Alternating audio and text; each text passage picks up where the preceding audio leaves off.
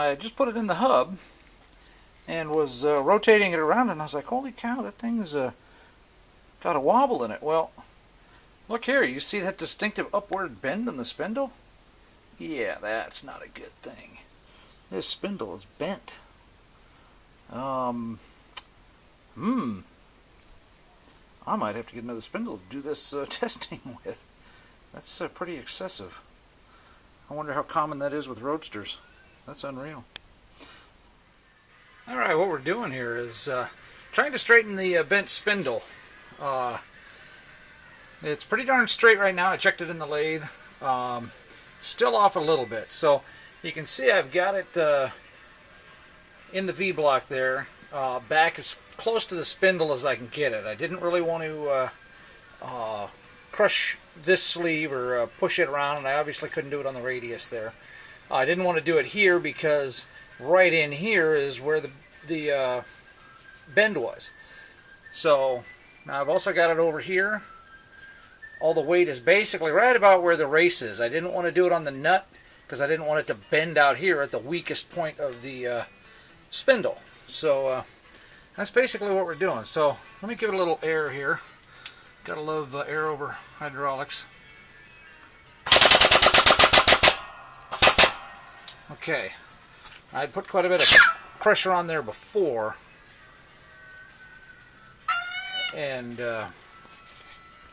alright, let's see if we can go check it in the lathe and still keep this fairly short. Of course, I could always edit it, but that's such a pain. Alright, so I've got got a live center on this end, a dead center in the lathe, but I'm not squeezing them so hard that I can't just spin it. So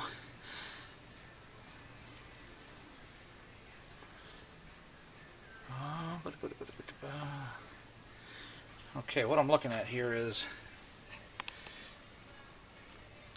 this is the top, and this thing was bent in a arc like this. So I'm trying to get it to go more straight down. So by looking at that, it's closer there than it is there. That tells me, because I was pushing right here, so I was pushing down.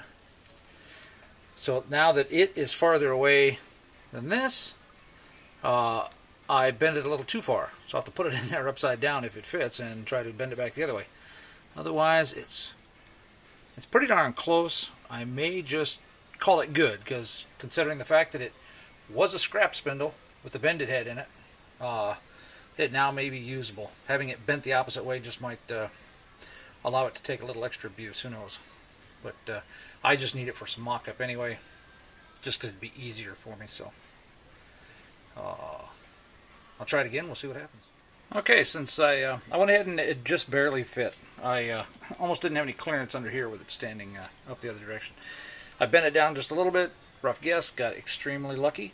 When I had the tool bit in there, I couldn't see any difference while I was trying to spin it. So I went ahead and put the dial indicator on here, and it runs from 76 to about 81. So basically, I'm about 4.5 thousandths. I'm within a hair over 5 thousandths. That's where I'm sitting.